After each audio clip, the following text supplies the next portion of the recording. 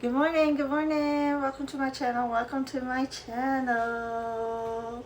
Yay, so happy to be here. So grateful for any of you guys watching or just following along or just whatever, okay? I know a lot of you guys, especially on my shorts, not so much on my videos because I do let you know that I read from my notebook where I get a revelation and then I dig into the Bible. But I know, like I said, a lot of people on my shorts are like, what are you reading this from? And I'm like, my notebooks. And this right here is an older notebook that I found yesterday. And one of the first ones I got was about religious spirits. And I am going to, that's what we're going to talk about today on this, I guess you could call it prophetic devotional. I'm not sure really what you call it. So I don't know. So what do y'all call it? I don't know. Y'all let me know.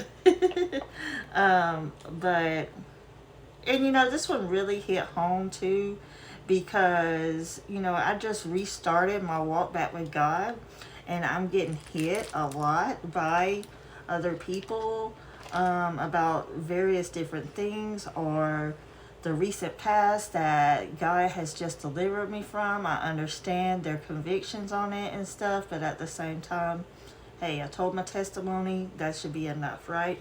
But it's all understood. But that just lets us know how religious spirits can come out and attack us or interfere with our lives and all that stuff. So we're going to go ahead. It's titled Religious Spirits Hate Fresh Oil. Okay? Let's go ahead. When God pours fresh oil on you, the first thing that reacts isn't the world, it's the religious spirit. The same spirit that sat in the synagogue while Jesus was healing and got mad about it. Some people don't hate you, they hate your oil, your flow, your boldness, your creativity, your deliverance anointing, and the fact that God trusted you with a voice that He did not give them. Religious spirits love tradition, not transformation. They love routine, not revelation. They love rules, not relationship. They love control, not calling. When someone with a fresh anointing shows up, with fire, with joy, with authenticity, with power, and actual fruit, they short circuit like a cheap outlet at Dollar Tree.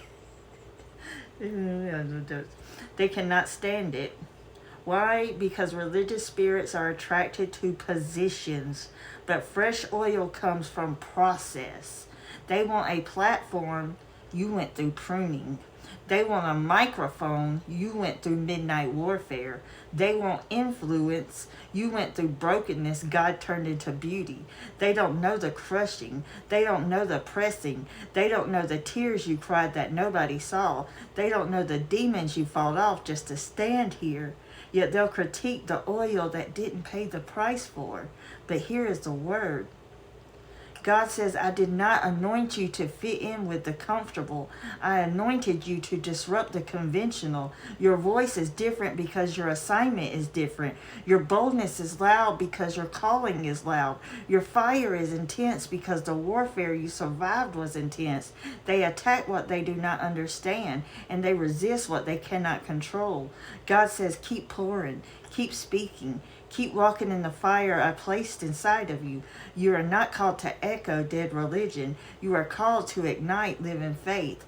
Let them talk. Let them analyze. Let them roll their eyes. You stay in alignment. You carry oil that breaks chains, not oil that impresses church folks. You carry oil that heals people, not oil that keeps them comfortable. You carry oil that convicts, awakens, delivers, restores, and revives. God trusted you because you burn differently. This next level of your life, it is for oil carriers, not opinion carriers. Okay, so that's what I have. A little bit shorter than my usual ones, but that's okay. Like I said, that was years ago. It was one of my very first ones that I really started. I think there was plenty that I was writing on Facebook, but this is one of the first ones I wrote down on paper, and then I really started like, okay, well, let me make sure I can back this up by the word. because I think when I was just posting on Facebook in the beginning, I wasn't making sure it was consecrated with the word, or I wasn't going to see, can I structure this in the foundation of the word.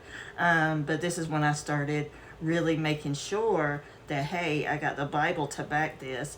And if you guys want the structure foundation for this, it is linked down below in the description.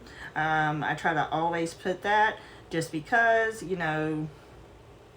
religious spirits will attack you on that, but you also need to have and know. You need to know the structure foundation behind any prophecy that is given to you, so that you can test the spirits.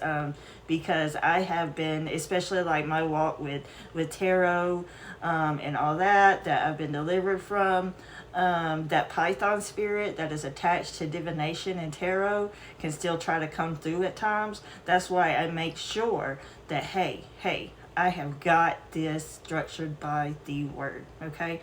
But I hope that helps someone out there. I love y'all. Bye.